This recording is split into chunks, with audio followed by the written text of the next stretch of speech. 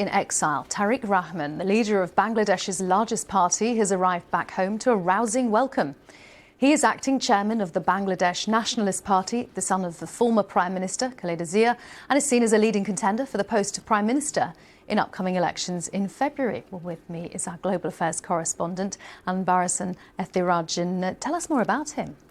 Well, he comes from a political dynasty. As you said, his mother, Begum Khaleda Zia, was a prime minister, and even his father, General Ziaur Rahman, was the leader of the country in the late 70s. And people accuse him of having extra constitutional authority during the BNP's rule between 2001 and 2006. He faced several corruption charges. When there was a military-backed caretaker administration in Bangladesh in 2007-8, he was jailed.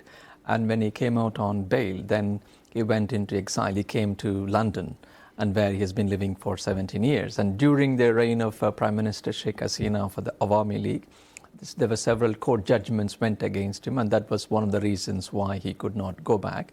And he always maintained that these charges were politically motivated. And now, with the fall of Ms. Hasina, following the uprising in August 2024, several cases against him were dropped, and he was acquitted on many charges, many of the judgments. So that has paved way for him to go back to Bangladesh, because the country is facing an election in February, and it is being ruled by an interim government at the moment. And now that Awami League of Ms. Hasina is not allowed to contest in the elections, the Bangladesh Nationalist Party is the largest political party, and that is why he is considered as a frontrunner for the election to be the Prime Minister. Right, so a significant moment for Bangladesh with his return. Just tell us, remind us what has happened to Sheikh Hasina in recent weeks.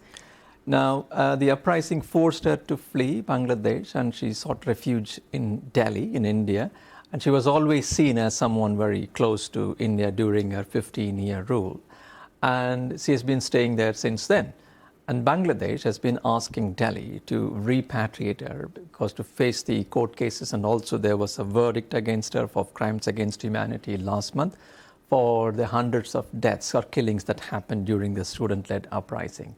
So far, India has not sent her back. That has also caused a lot of anger within Bangladesh. There was a lot of anti-India sentiment, and a student leader was shot dead last week. That triggered various protests, and 2 newspaper office buildings were set on fire, and several cultural institutions were also attacked. So that has also raised concern about the status of security, law and order, how much the interim government of Yunus is really in control, and there were criticism that the government was not responding enough or responding fast enough to stop these events. But now that the party of Ms. Hasina is banned from elections, that is also raising concerns whether there could be more violence in the run-up to the polls. And that is why there is a political vacuum. And Mr. Rahman's return is seen as significant, because people expect him to fill that political vacuum. Anbarasan, thank you very much.